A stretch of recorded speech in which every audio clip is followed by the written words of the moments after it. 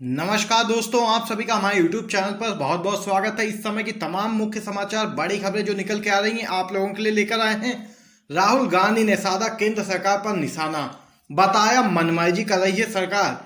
आगे आपको वहीं बताएंगे दोस्तों। अर्नब गोस्वामी को लगा सुप्रीम कोर्ट से तगड़ा झटका, क्या है पूरा मामला आगे जानेंगे वीडियो में। वहीं उससे पहले अगर आप भी गोदी मीडिया का जबरदस्त तरीके से विरोध करते हैं तो अभी वीडियो को लाइक कीजिए। और वही एक छोटी सी रिक्वेस्ट भी है, अगर आपने अभी तक हमारे यूट्यूब चैनल को सब्सक्राइब नहीं किया है तो सब्सक्राइब कर लीजिएगा आप लोग चैनल को।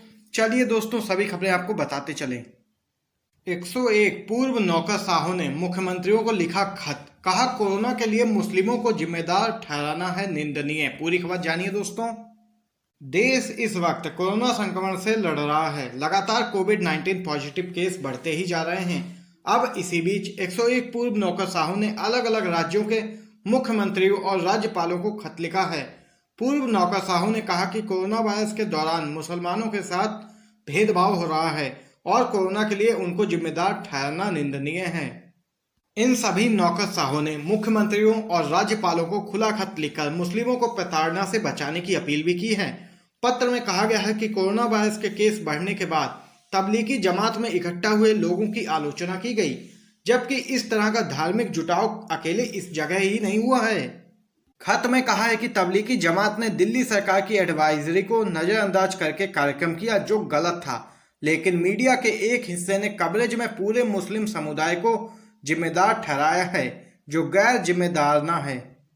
वहीं पत्र में आगे कहा गया है कि मुस्लिम दुकानदारों पर जानबूझकर कोरोना फैलाने का आरोप लगाने के साथ कुछ फेक वीडियो क्लिप्स वायरल की गईं, जिसमें उन्हें फल सब्जियों पर थूकते दिखाया गया।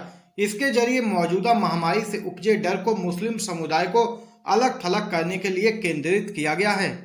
इस पत्र में हस्ताक्षरकर्ताओं में पूर्व chief election commissioner SY Qureshi भी शामिल हैं।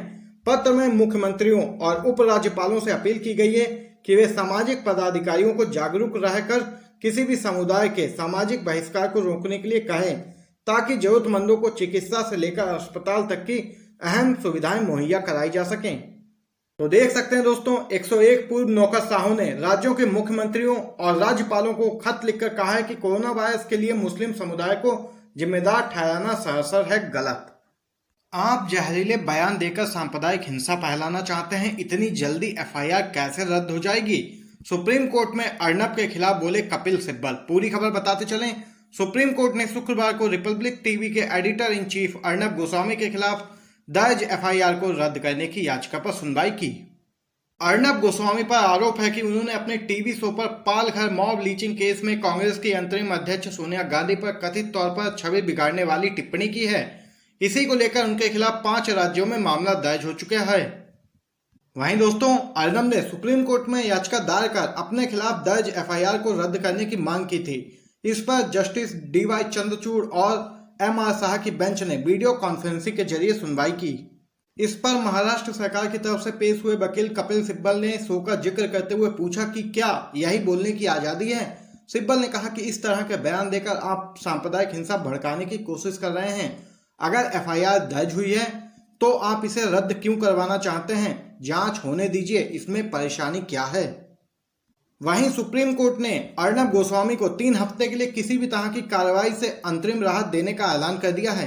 कोर्ट ने यह भी कहा है कि अर्नब चाहे तो इन मामलों में अग्रिम जमानत याचिका दायर कर सकते हैं, लेकिन उन्हें जांच एजेंसियों के साथ सहयोग करना ही होगा। कोर्ट ने सभी FIR पर स्टे लगाया है। हालांकि नागपुर में दर्ज एक FIR को मुंबई ट्रांसफर करने का आदेश दिया है।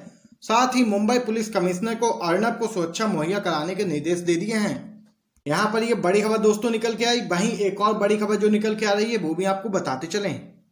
कांग्रेस के पूर्व अध्यक्ष राहुल गांधी ने केंद्रीय कर्मचारियों के महंगाई भत्ते में कटौती करने को सरकार की असंवेदनशीलता करार दिया है और कहा है कि इस फैसले से सरकार का अमानवीय चेहरा सामने निकल कर आया है। राहुल गांधी ने शुक्रवार को कहा कि सरकार को कोरोना से लड़ने के लिए अगर पैसे की कमी थी तो वह अनावश्यक परियोजनाओं पर फिलहाल काम रोक सकती थी और अपने अनाप शनाप खर्चों में कटौती कर पैसे बचा सकती थी, लेकिन उसने असंवेदनशीलता का परिचय दिया और लाखों कर्मचारियों के महंगाई भत्ते पर कैंची चलाई है। राहुल गांधी ने ट्वीट किया, लाखों करोड़ की बुलेट ट्रेन परियोजना और केंद्रीय विस्ता सौंदर्यीकरण परियोजना को निलंबित करने के बजाय कोरोना से जूझकर जनता की सेवा कर रहे केंद्रीय कर्मचारियों, पेंशन भोगियों और देश के जवानों का महंगाई भत्ता काटना सरकार का असंवेदनशील तथा अमानवीय निर्णय है। तो देख सकते हैं यहाँ पर ये बड़ी खबर निकल के राहुल गांधी की तरफ से। वहीं एक और बड़ी खबर दोस्तों आपको बताते चलें।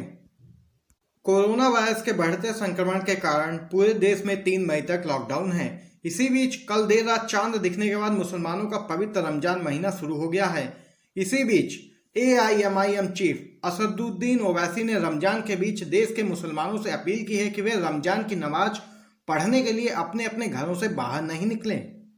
ओवैसी की मुस्लिमों से ये बड़ी अपील निकल के आई, रमजान की नमाज पढ़ने के लिए नहीं निकलें घर से बाहर और सोशल डिस्टेंसिंग का पूरी तरह पालन करें। वहीं दोस्तों एक और बड़ी खबर आपको बताते चलें।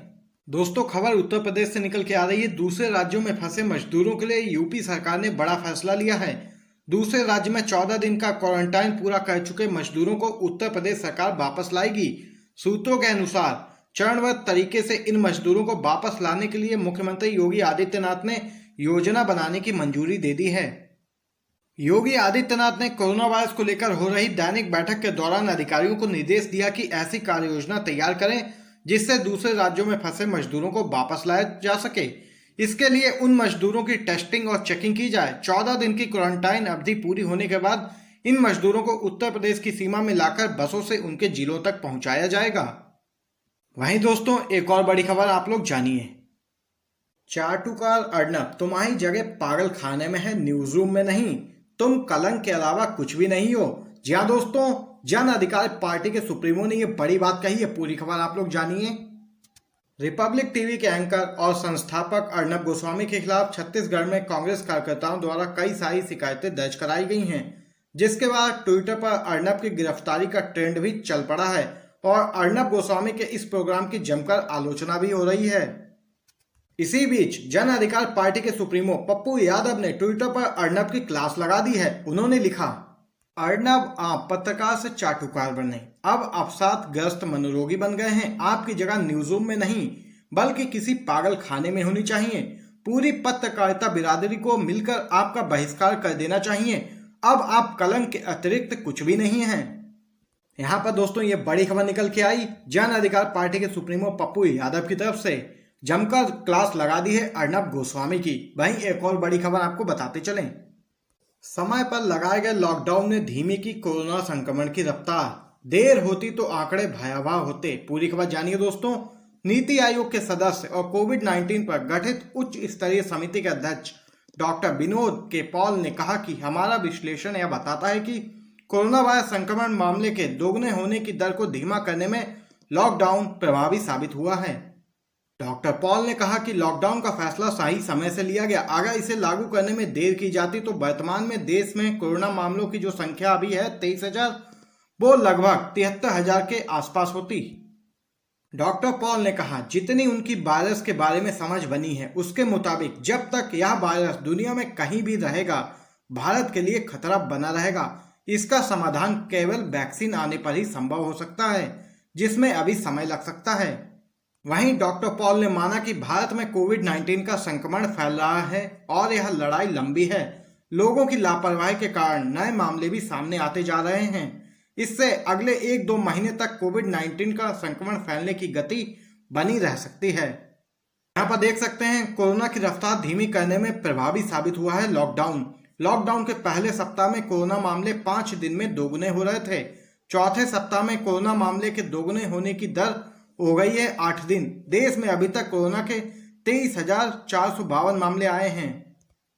यहाँ पर ये कोरोना वायरस को लेकर जो लेटेस्ट अपडेट आ रही थी आप तक पहुंचाइए। वहीं एक और खबर जानते हैं दोस्तों। कोरोना संकट के बीच शैक्षणिक संस्थानों में फीस बढ़ोतरी के प्रस्तावों को सरकार ले सकती है वापस। जी हाँ दोस्तों, कोरोना संकट के बीच छात्रों तक हर तरीके की मदद पहुंचाने में जुटी सरकार अब उन्हें इस साल से फीस पर पड़ने वाले अतिरिक्त बोझ से भी राहत दे सकती है। IIT समेत सभी शैक्षणिक संस्थानों में फीस बढ़ोतरी के प्रस्ताव वापस लिए जा सकते हैं। मानव संसाधन विकास मंत्रालय ने IIT और IIIT सहित ऐसे सभी संस्थानों में फीस बढ़ोतरी के प्रस्तावों की समीक्षा शुरू कर दी है। इनमें इस साल से एमटेक की फीस में होने वाली बढ़ोतरी का प्रस्ताव भी शामिल है। देख सकते हैं कोरोना संकट के बीच शैक्षणिक संस्थानों में फीस बढ़ोतरी के प्रस्ताव को सरकार ले सकती है वापस। वहीं एक और बड़ी अपडेट आपको बताते चले दोस्तों, कोरोना वायरस ने भारत समेत पूरी दुनिया में तबाही मचा रखी है। मोदी सरकार ने इस जानलेवा वायरस को फैलने से रोकने के लिए देशव्यापी लॉकडाउन कर रखा है। इसके चलते ट्रेन, मेट्रो, फ्लाइट और सार्वजनिक वाहन पूरी तरह से बंद हैं। यह लॉकडाउन 3 मई तक चलेगा। इसी बीच रेलवे ने लॉकडाउन के बाद कुछ स्पेशल ट्रेन चलाने के फार्मूले पर विचार किया है। सूत्रों के मुताबिक लॉकडाउन खत्म होने के बाद शुरुआत में कुछ स्पेशल पैसेंजर ट्रेनों को चलाने का प्रस्ताव है। ये ट्रेनें ग्रीन जोन में चलाई जाएंगी और सिर्फ इमरजेंसी में ही लोगों को यात्रा करने की इजाजत होगी। हालांकि कंटेनमेंट जोन और हॉट स्पॉट इलाके में कोई यात्री ट्रेन नहीं चलाई जाएगी। इन स्पेशल ट्रेनों का किराया भी काफी ज्यादा रखा जाएगा ताकि लोग सिर्फ इमरजेंसी में ही यात्रा करें। इससे पहले रेलवे सीनियर सिटीजन, दिव्यांगों और छात्रों समेत अन्य को किराए में मिलने वाली रियायत को बंद कर चुका है। रेलवे की कोशिश है कि जब तक कोरोना वायरस पूरी तरह से खत्म नहीं हो जाता तब तक कम से कम लोग ही यात्रा करें। प्रस्ताव के मुताबिक शुरुआत में सिर्फ स्लीपर ट्रेनें ही चलाई जा सकती हैं। एसी कोच और जनरल कोच वाली ट्रेनें नहीं चलाई जाएंगी। इन ट्रेनों से मिडिल बर्थ को भी हटा दिया गया है। जिन लोगों का टिकट कंफर्म होगा वो ही लोग यात्रा कर पाएंगे। टिकट कंफर्म नहीं होने पर यात्रा करने की इजाजत नहीं होगी। इस दौरान सोशल डिस्टेंसिंग का भी पूरा ख्याल रखा जाएगा। तो यहाँ पर ये बड़ी खबर दोस्तों निकल के आई, सिर्फ ग्रीन जोन में चलाई जाएंगी ट्रेनें, हॉट स्पॉट और कंटेनमेंट जोन में रहेंगी पाबंदी। आज की तमाम बड़ी खबरें, मुख्य समाचार निकल के आए जो आप तक पहुंचाएं। दोस्तों इन खबरों पर अपनी राय कमेंट बॉक्स में कमेंट करके जरूर बताइएगा और वीडियो पसंद आया हो तो लाइक भी कीजिएगा और ज्यादा से ज्यादा इस वीडियो को शेयर कीजिएगा। आप सभी का बहुत बहुत धन्यवाद।